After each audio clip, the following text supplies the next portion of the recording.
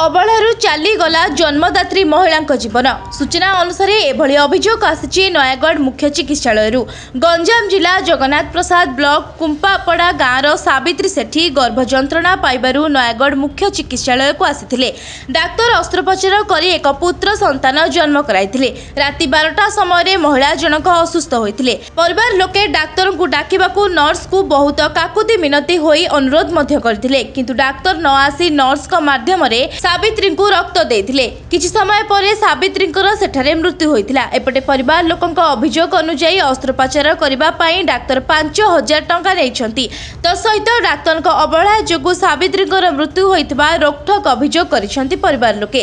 Police एक मामला रुजु करी शव व्यवच्छेद निमंते भर्ती करिसंती। ए तमाम घटना को नै जिला मुख्य चिकित्सा अधिकारी को पचारिबारु से कहिथिले मु आसंता काली आसिले तदंत करी प्रतिक्रिया देबी। सब दिन जाक नॉर्मल ऑपरेशन रे जन्म हैला पूर्व तांकर देह माँ पिला दिन को देह तांकर भल ठीक थिला। भलरे जन्म हेले तांकू नेगिरी बेड रे छालू तांके चंचल रहले कथा भाषा पिला हेले चंचल रहला माँ चंचल रहला सब कथा भाषा सब क्लियर करले।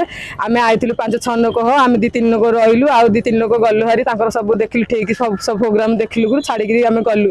राति रे तापरे कोन हला सालान देगिरी तांकू ब्लड देले आग ता पूर्व देनथिले ता पर देले देगिरी सारे आमठु आउरी 5000 टंका देले। नर्स मानु गले पैसा दिया हला हां आम भणज आसिला तांकू देलु सब करिगिरी एबे लास्ट को आ तापरे आम झियर जीवन नै गले हला 5000 डाक्टर अवहेला कले सब किछि भेला। जन्म छुआ हला जत माँ छुआ जत तांके चंचल रहले सब किछि भल हैला।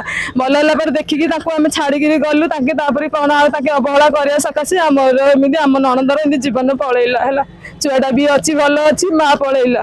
नयागढ़ जितु कुमार महापात्रଙ୍କ रिपोर्ट रिप्लाई पडिया।